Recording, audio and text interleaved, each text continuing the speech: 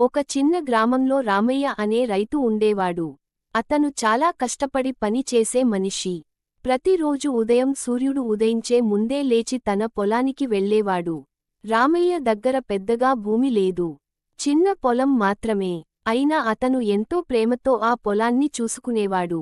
విత్తనాలు వేస్తూ, నీళ్లు పోస్తూ, మొక్కలను పిల్లలలా పెంచేవాడు.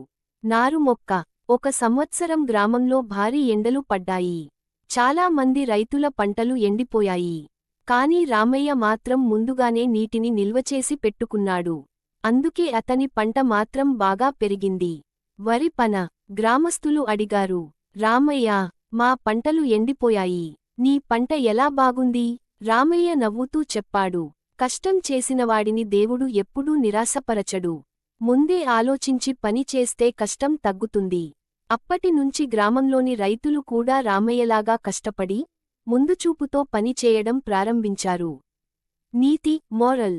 కుడి చూపుడు వేలు కష్టం, సహనం, ముందుచూపు ఉంటే విజయం తప్పకుండా వస్తుంది. మెరిసే నక్షత్రం.